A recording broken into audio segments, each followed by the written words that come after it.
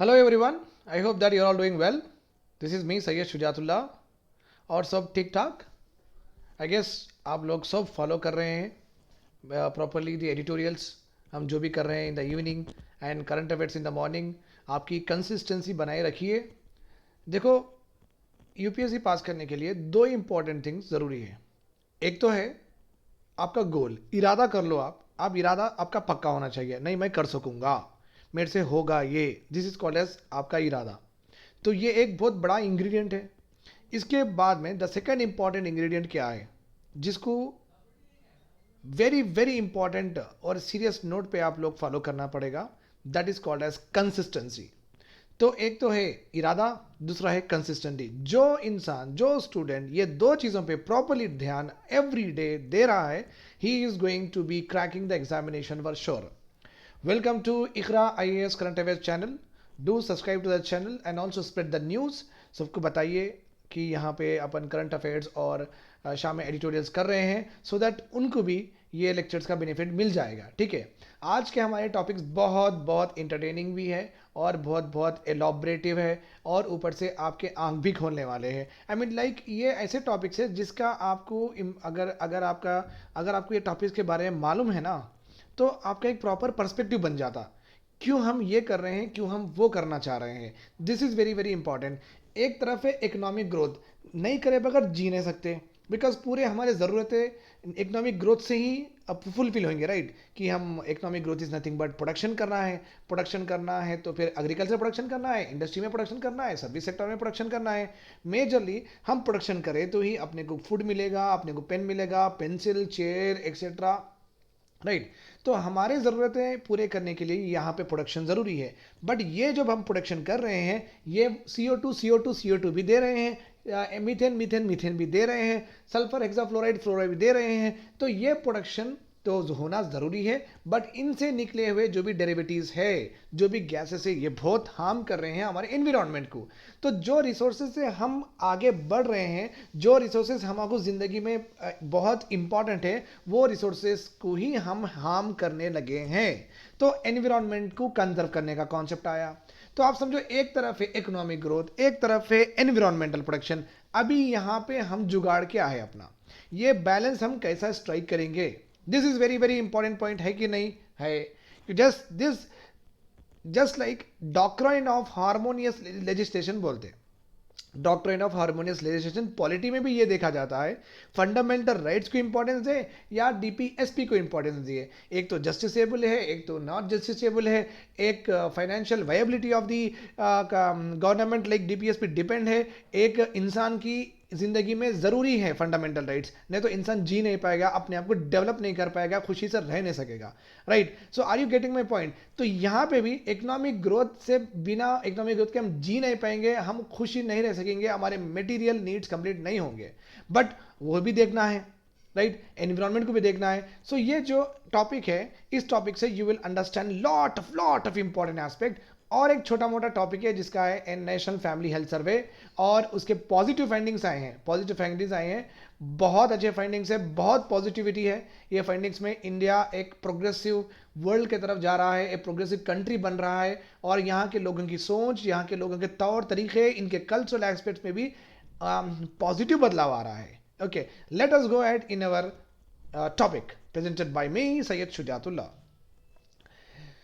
Right. The lessons of national family health survey, जो findings इन्होंने दिए हैं, उनसे हमें थोड़े लेसन्स मिलेंगे और थोड़े खुशी भी होगी. लेट अस सी. पीरियोडिक असेसमेंट ज़रूरी है, नहीं है. हर पीरियड लाइक दो पीरियोडिक असेसमेंट का मतलब है 2 साल में एक बार, 1 साल में एक बार करते रहना. तो पीरियोडिक असेसमेंट ऑफ हेल्थ और सोशल डेवलपमेंट किस तरीके से कंट्री में चल रहा है, इंपॉर्टेंट है या नहीं है, ये मालूम होना ज़रूरी है, नहीं है. यस. तो हर 2 साल, हर 1 साल में आप मालूमात करिए कि कितना एजुकेशन डेवलपमेंट है, कितना सोशल डेवलपमेंट है, कितना हेल्थ डेवलपमेंट है. ये क्यों मालूम करना है, ये इसलिए मालूम करना है कि पॉलिसी फ्रेमवर्क करने के लिए, पॉलिसी बनाने के लिए, जो PM है, उनकी कैबिनेट है, उनको ये पॉलिसी बनाने में ये इंडिकेटर्स बहुत सारे हेल्प होते हैं. देखो, ये नेशनल फैमिली हेल्थ सर्वे 5वां जो रिसेंटली रिलीज हुआ है, इसमें बहुत सारे पॉजिटिव थिंग्स आए. ओके, रेडिकल इंप्रूवमेंट्स, ये तो हम सोच नहीं सके, एकदम से चेंजेस आए. Okay, maternal and child health improve हुआ है। Okay, maternal and child, mother की हेल्थ और बच्चे की हेल्थ इंप्रूव हुई है। इसका मतलब मदर भी प्रॉपरली डेवलपमेंटल स्टेज में, उनके प्रेगनेंसी के पीरियड में, उनके एडोलेसेंस के पीरियड में गर्ल की प्रॉपरली डेवलपमेंट है। प्री नाटल, पोस्ट नाटल, उनको ज़्यादा कॉम्प्लिकेशंस नहीं है, एनेमिक कंडीशन से वो सफ़र नहीं कर रहे हैं। इन द सेम में बच्चे का भी स्टंटिंग नहीं है, ज़्यादा नहीं हो रहा है, उनका वेस्टिंग भी ज़्यादा नहीं हो रहा है, वो भी अच्छा खा रहे हैं, माल न्यूट्रिशन से थोड़ा बहुत बच गए हैं, right. So radical improvements are seen in maternal and child health. Sex ratio भी पॉजिटिव हुआ है and India is actually going towards population control. तो 4 इंपॉर्टेंट पॉइंट्स यहाँ पे। A greater proportion of births than ever before is now happening in institutions. तो institution delivery, बच्चों की पैदाइश, आप डिलीवरी कहाँ पे, पहले तो घर पे होती थी, अभी इंस्टीट्यूशन डिलीवरी में होना शुरू हो गई है। अभी पूर से पूर फैमिली इंस्टीट्यूशन हॉस्पिटल्स में डिलीवरी करना पसंद कर रहा है। तो ये एक बहुत बड़ा रेडिकल चेंज है। Okay, more childrens in the age group of 12 to 23, like 1 से 2 साल के बीच में जितने भी चिल्ड्रंस हैं उनका प्रॉपर वैक्सीनेशन हो गया है। ओके, इंटरेस्टिंगली क्या है, total fertility rate come down to 2। अभी फर्टिलिटी रेट का मतलब है, ओके, 18 से लेके 43 ईयर्स एज ग्रुप में a women is bearing how many kids. अगर ये एज में 18 से लेके 43 ईयर्स एज में, जो कि रिप्रोडक्टिव एज ऑफ वुमेन है, अगर वो दो रिप्रोडक्शन, अगर 2 बच्चों की पैदाइश होगी ये एज में, हर लड़की को ये एज में अगर 2 बच्चों की पैदाइश होगी तो ये होगा, पॉपुलेशन कंट्रोल हो जाएगा। बट ऑब्वियसली हम सब पढ़े लिखे हैं, 18 साल में तो इंटरमीडिएट भी नहीं होगा, इंटरमीडिएट होगा, I mean like 12th class ही होगा। तो ऑब्वियसली हम तो 22 23 में करें, बट ये बेसिकली रूरल एरियाज की भी बात हो रही है यहाँ पे। अर्बन एरियाज में तो चांस ही नहीं है 18 साल में कोई शादी करे, राइट। बेसिकली अपना एजुकेशन, अर्बन एरियाज का एटीट्यूड, अर्बन एरिया का कल्चर, रूरल एरिया में भी एटीट्यूड आ भी गया है, ये सेम एटीट्यूड, तो वो भी लाइक टोटल फर्टिलिटी रेट कम भी हो गया है, राइट। सो देखो कितने पॉजिटिव्स हो गए यहाँ पे। एक तो हो गया कि मदर और चिल्ड्रन का हेल्थ इंप्रूव हुआ, सेक्स रेशियो इंप्रूव हुआ, सेकंड वन पॉपुलेशन कंट्रोल अच्छा हुआ, और childrens in the age group of 12 to 23 months, like 2 साल के बच्चे, 1 साल 2 साल के बच्चों का प्रॉपर वैक्सीनेशन होगा, 4 पॉइंट। ओके, फर्टिलिटी रेट 2 पे आ गया, 5 पॉइंट। ओके, और मोर ओवर ये तो पढ़ना ही है, पहली बार इंडिया में जेंडर सेक्स रेशियो पॉजिटिव हो गया है। Now in India we are having 1000 males, more than 1000 males, 1000 females for 1000 males. Okay, 1000 से ज्यादा लड़कियां हैं 1000 बच्चों के लिए।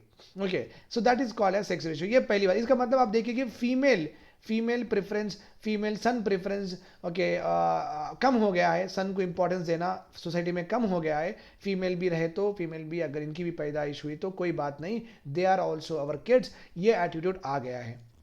ओके, ये फीमेल इन्फेंटिसाइड्स कम हो गए हैं। वेरी वेरी पॉजिटिव एटीट्यूड होने के वजह से ही हमारा सेक्स रेशियो ज़्यादा हो गया है। Positive sex ratio means the number of females पर 1000 मेल्स, ओके, ज़्यादा रहना चाहिए, पर ज़्यादा लाइक 1100 रहो या 1000 10 100 1000, ओके 1100 रहो, इतना रहो, या 1050, कितना भी रहो, 1000 से ज़्यादा होना चाहिए। This is called as positive sex ratio, right.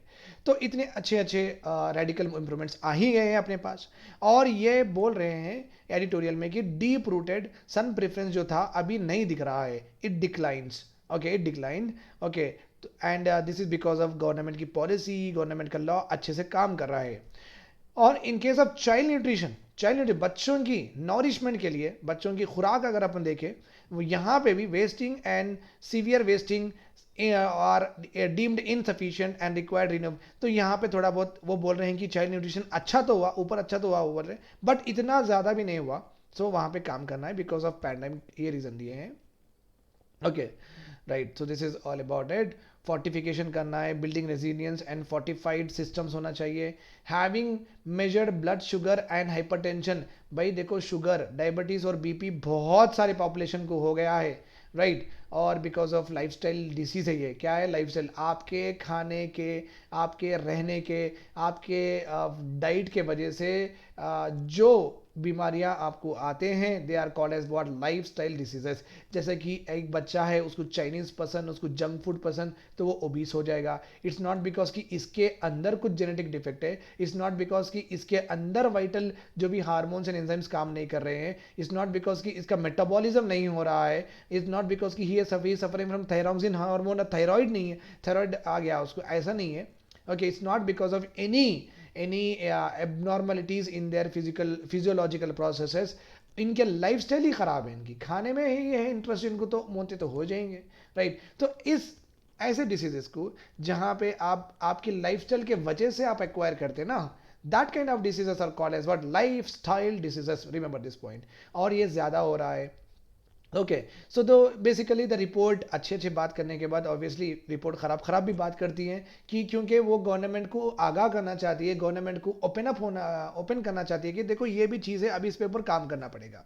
This data will help the government to shape the policies in a manner that will correct the above said deficiencies and helps to ensure what equitable access to services, particularly those who got impacted on social determinants and to improve quality of life। Okay, तो ये हो गया है, ठीक है। और government के जितने भी इनपुट्स अभी तक दिए गए हैं to uplift the health quality of the people, जैसे कि मैरिज रिलेटेड लॉस है, फर्टिलिटी रिलेटेड लॉस है, फैमिली प्लानिंग ओके प्रमोट कर रहे हैं, access to education, health services are provide, all these inputs are provided by the NFS.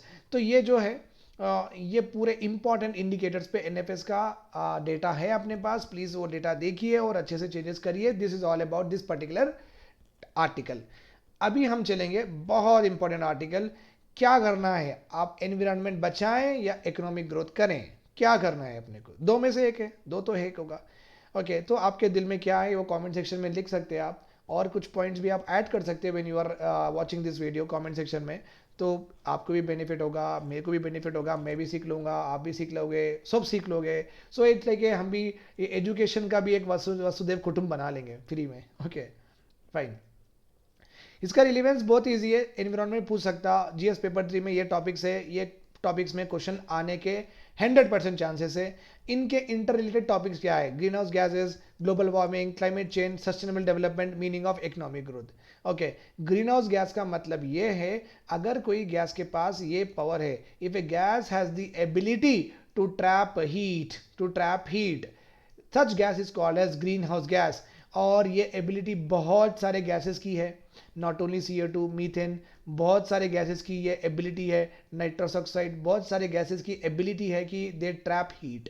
But CO2 के पीछे हम क्यों पड़े हैं, हम CO2 के पीछे क्यों पड़े हैं, ये इनके मॉलिक्यूल्स कम है, इनकी क्वांटिटी कम है एयर में, CO2 की क्वांटिटी हद से ज़्यादा हो गई है। इनकी क्वांटिटी हद से ज़्यादा होने के वजह से इनके ये लोग ज़्यादा दिस लाइक ये जो CO2 मॉलिक्यूल से ज़्यादा हीट ट्रैप कर रहे हैं, बिकॉज उनकी क्वांटिटी भी ज़्यादा हो गई है। And CO2 is very common gas that is emitted from many of our day to day activities. अगर हम 2 व्हीलर चलाएं या 4 व्हीलर चलाएं या कुछ भी करें, आप कुछ पेट्रोल डीजल से जितना भी है ट्रांसपोर्टेशन से, आप कुछ भी मैक्सिमम ऑलमोस्ट हमारे जो भी अपने day to day activities majorly dependent है, उनसे निकलेगा तो CO2। इसलिए इनकी क्वांटिटी ज़्यादा होगी, इनके मॉलिक्यूल्स एयर में ज़्यादा हो गए हैं, दैट्स वाई ट्रैप भी बहुत करेंगे हीट। इनके मॉलिक्यूल्स कम है, उतना इफेक्ट पड़ नहीं रहा है। ओके, सो एज बिकॉज पूरे वर्ल्ड में CO2 ज़्यादा एमिट होने की वजह से ग्लोब में क्या हो गया, ग्लोब ज़रा गर्म हो गया, अर्थ ज़रा गर्म हो गया, that is called as global warming.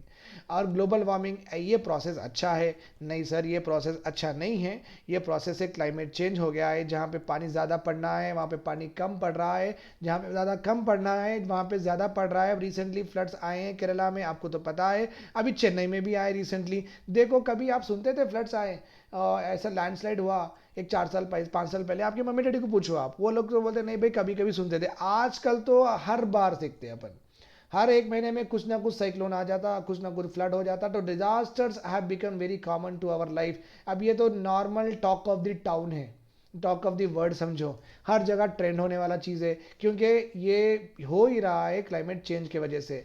अब आप बोलेंगे सर आपको कैसे मालूम? नहीं भाई, रिसर्चर्स है, वो लोग ग्लोबल वार्मिंग के इफेक्ट्स क्या क्या हैं वो फाइंड आउट करते हैं, और उससे अपने को मालूम होता है कि क्लाइमेट चेंज हुआ है।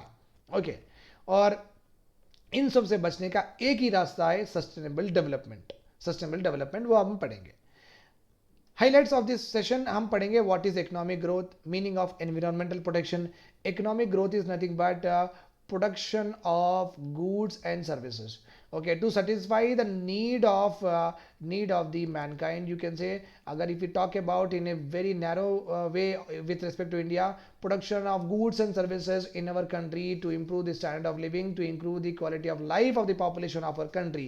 GDP के बारे में बात नहीं कर रहा हूं मैं, फिर with in the boundary, outside the boundary, GNP, ये सब नहीं बोल रहा हूं मैं. सिर्फ इकोनॉमिक ग्रोथ का मतलब है production of goods and services. और ग्रोथ होना बोल तो इंक्रीज इन द प्रोडक्शन चाहिए अपने को, क्योंकि ज़रूरतें बढ़ेंगी, पॉपुलेशन, नए बच्चे पैदा होंगे, तो आपको नए रिसोर्सेज, उनको भी खाना देना होगा, उनको भी इलेक्ट्रिसिटी देना है, तो नए पावर प्लांट्स लगाने पड़ेंगे, नया ज़्यादा प्रोडक्शन करना पड़ेगा, राइट.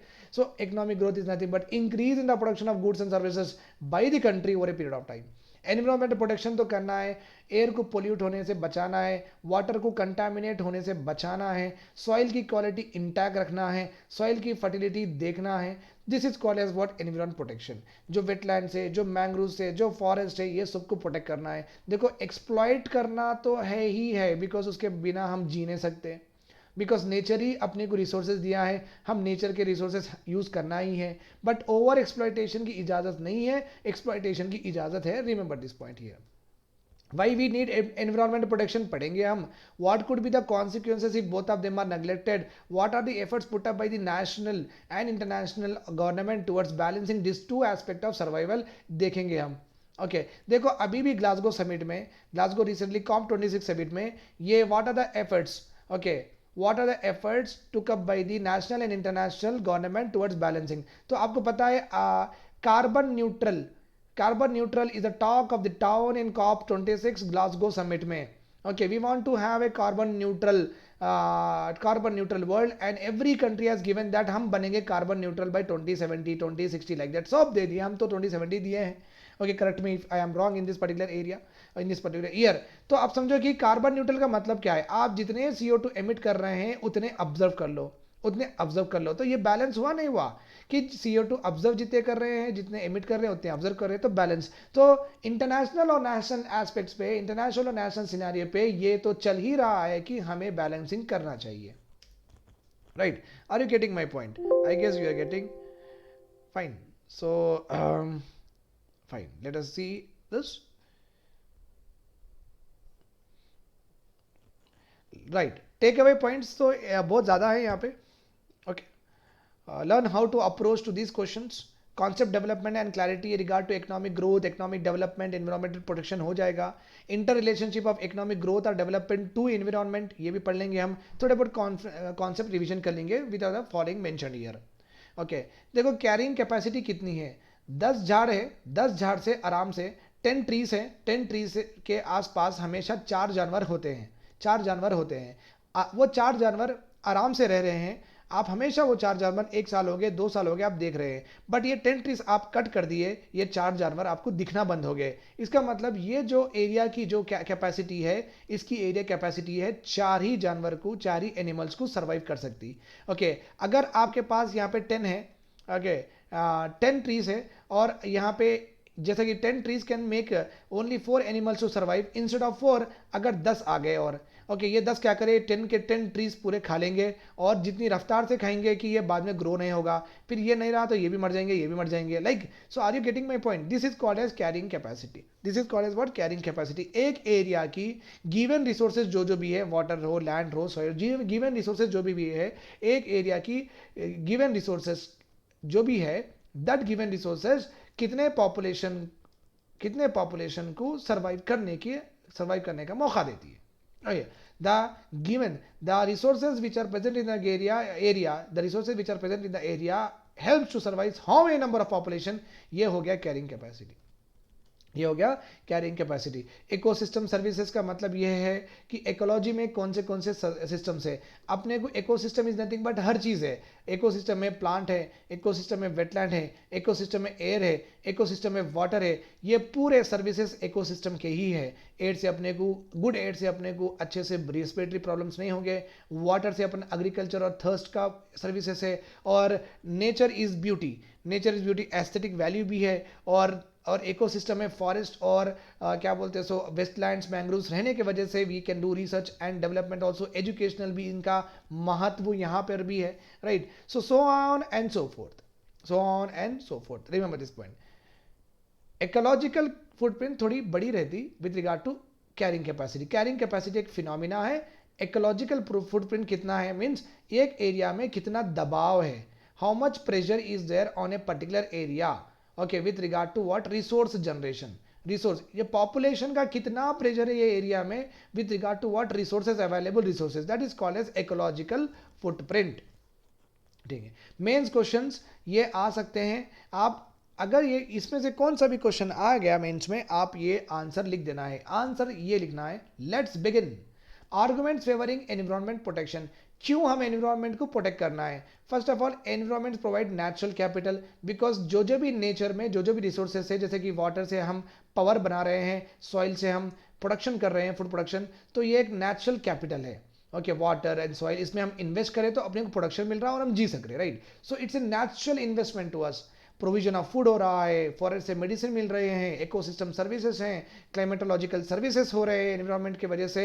एनवायरनमेंट वाटर का जो वाटर एवापोरेट होगा, फिर ऊपर जाएगा, नॉर्मल लैप्स रेट से ठंडा होगा, फिर नीचे गिरेगा in the form of rainfall.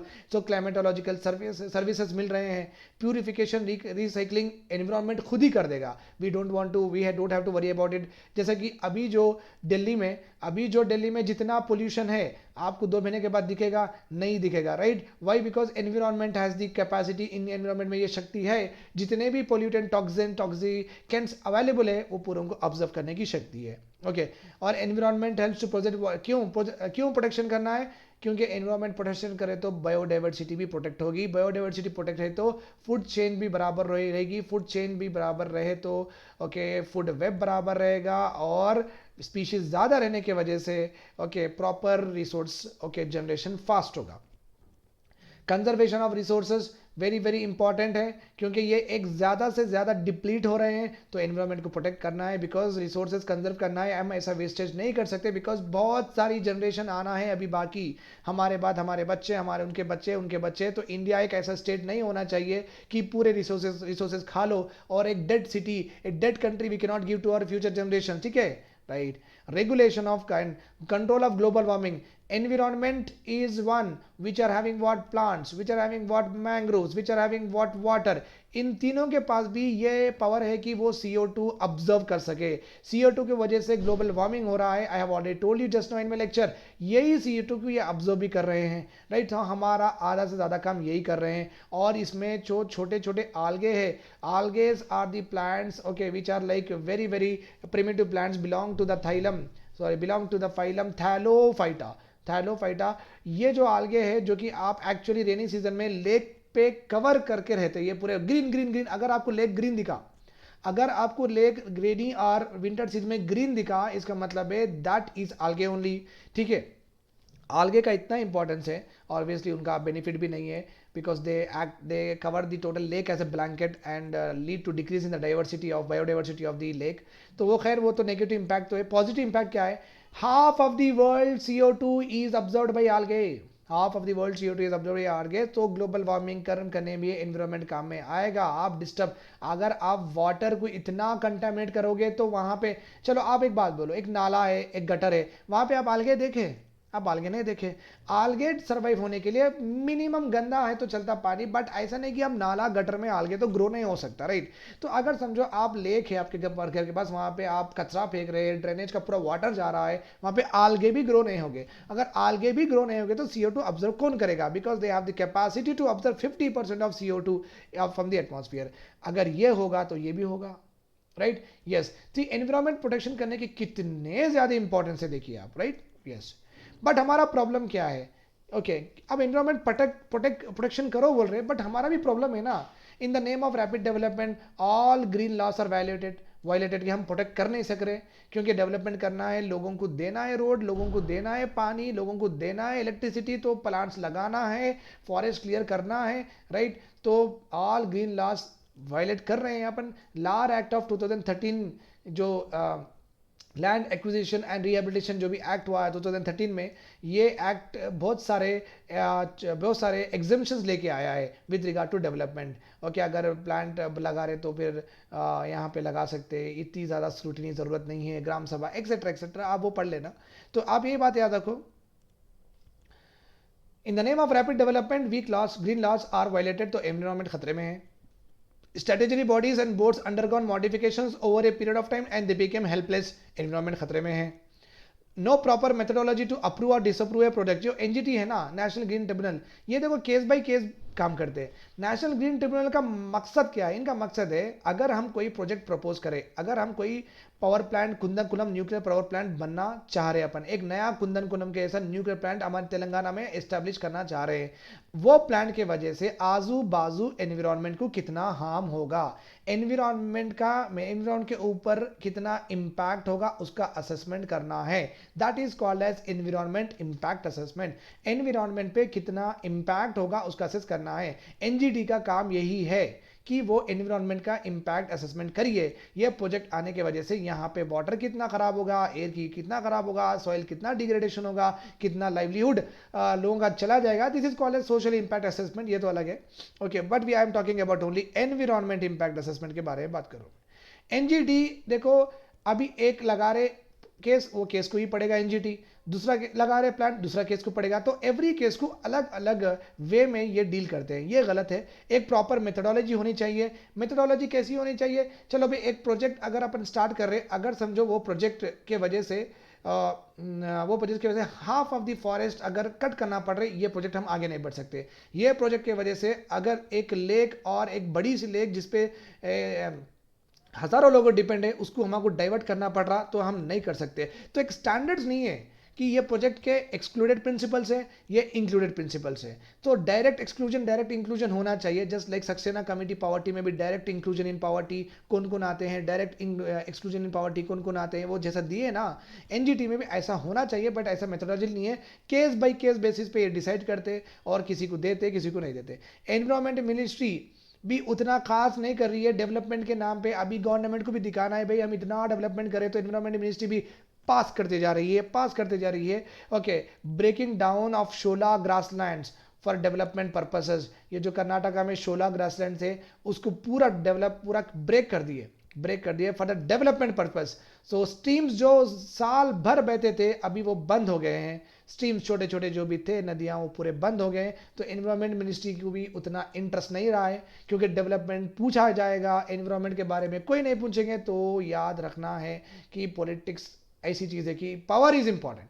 Urban attitude भी उतना खास नहीं है टुवर्ड्स एनवायरमेंट प्रोटेक्शन। आप भी खाए नाले में फेंक दिए, आप भी खाए लेक में फेंक दिया, अरे चलो कोई बात नहीं, ओके, जहाँ वहाँ आप लिटर करो, आप सब करो। तो अपना एटीट्यूड भी टुवर्ड्स एनवायरमेंट प्रोटेक्शन नहीं है कि अगर कोई झाड़ है उसको, अगर रोड पे कोई झाड़ है या घर के पास कोई ट्री है उसको पानी डालेंगे, ऐसा कुछ नहीं है, राइट।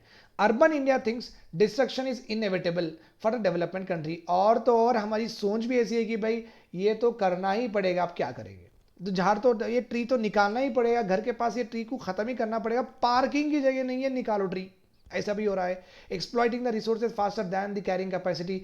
जब कैरिंग कैपेसिटी जितने जो 10 ट्री थे, 10 ट्री से लेट सपोज एवरी ईयर हम एक ट्री यूज कर सकते थे, तो 10 साल यूज कर सकते थे, बट हम ऐसा नहीं करें, 2 साल में ही पूरी ट्री खा लिए।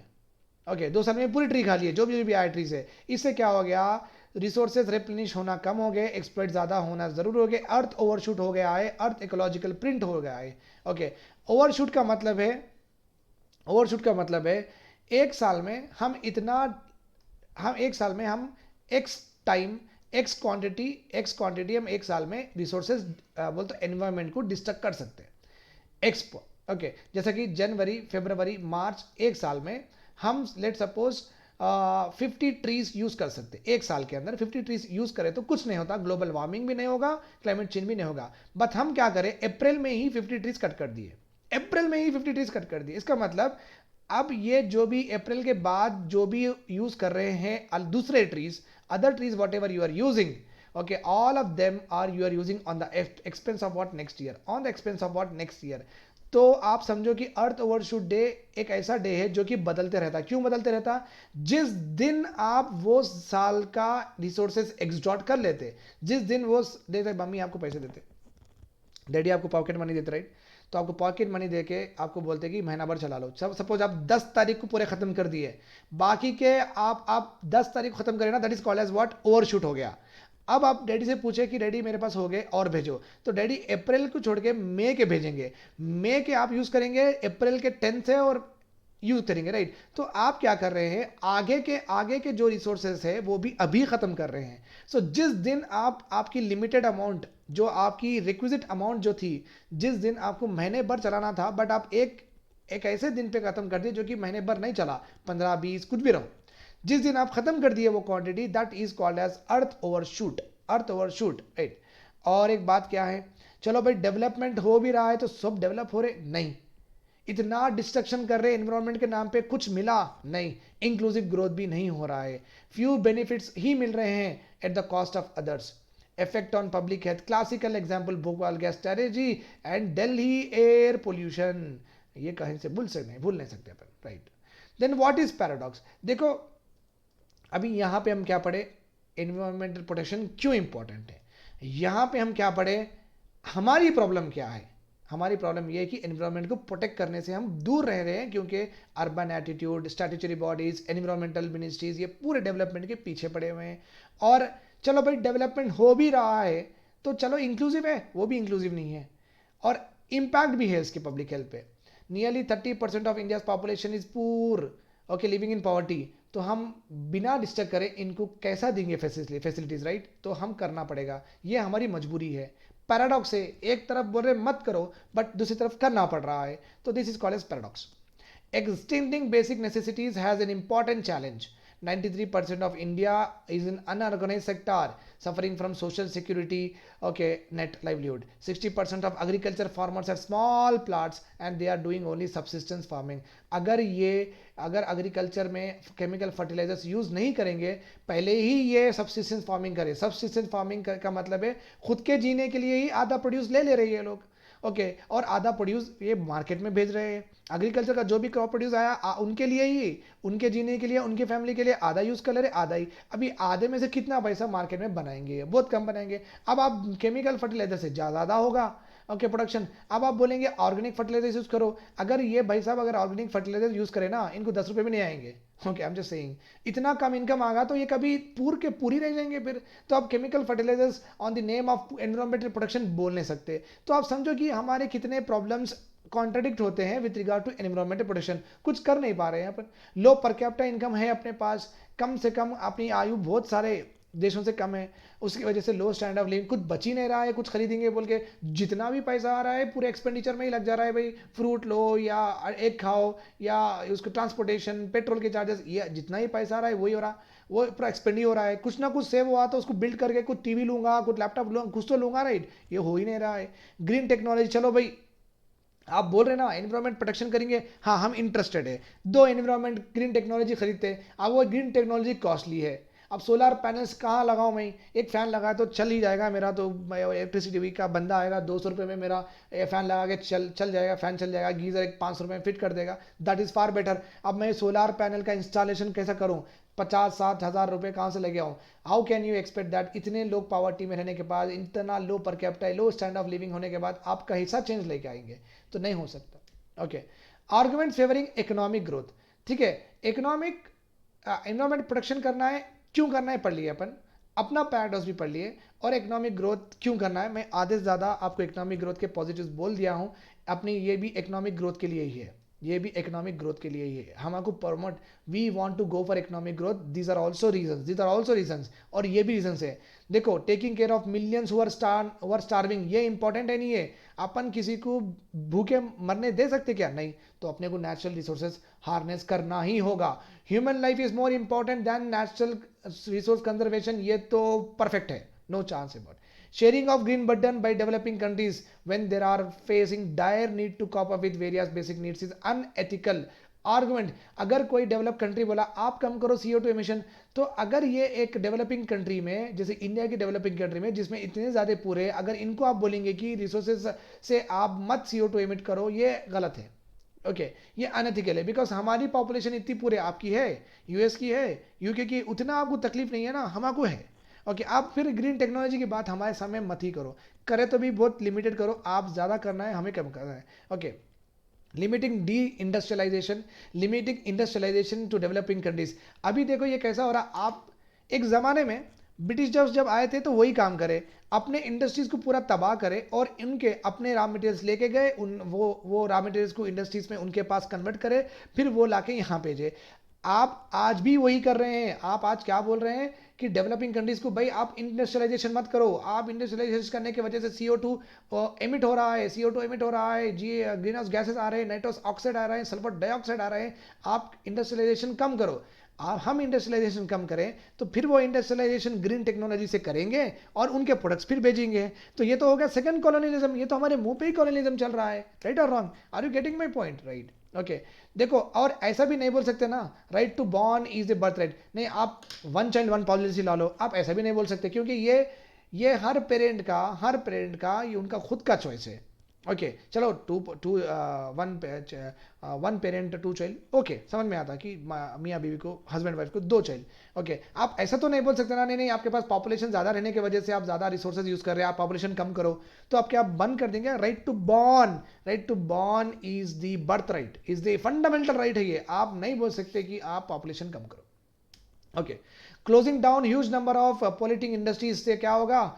अपने पास अनएम्प्लॉयमेंट, ऑलरेडी अनएम्प्लॉयमेंट है, सो वो और एग्जैजरेट हो जाएगा, सोशल डिसहार्मोनी हो जाएगी, लोग तहस नहस फिरेंगे, भाई एम्प्लॉयमेंट नहीं है, आप कहाँ से लाएं, कैसा करेंगे, चोरी डकैती, एक्सट्रीमिज्म, सेपरेटिज्म, रीजनलिज्म, ये नक्सलाइट्स, ये टेररिज्म, यहाँ पे चल जाएंगे लोग, ईजी मनी बनाना शुरू करेंगे, फ्रॉड हो जाएगा, चीटिंग हो जाएगी। तो जब अनएम्प्लॉयमेंट इतना बढ़ेगा, जब आप खुद के नीड सर्वाइव नहीं करो, आप कुछ भी करोगे। राइट, और मूवीज में तो आप देखते ही हैं, अगर कोई हीरोइन है, अगर उनके लाइक रानी मुखर्जी का भी एक फिल्म था, I am not able to remember that, घर के जरूरतें पूरे करने के लिए she'll go and she'll become prostitute. Right, ये प्रोस्टिट्यूशन बढ़ेगा, फोर्थ लेबर बढ़ेगा, पेरेंट्स क्या करेंगे, बच्चों को, उनके बच्चियों को क्या बेच देंगे, ऐसा भी हो सकता, ह्यूमन ट्रैफिकिंग का प्रॉब्लम हो सकता, पॉलिटिकल इंस्टेबिलिटी हो जाती, क्योंकि अब ये तोड़फोड़ करेंगे, वैंडलाइजेशन करेंगे, डाउन डाउन बोलेंगे, पूरा तहस नहस होगा। राइट, तो ऐसा तो हम इतना लार्ज स्केल अनएम्प्लॉयमेंट हम सही नहीं सकते। आप मत ही बोलो कि इंडस्ट्रीज कम करो, we can tell that to the government, to the developed countries.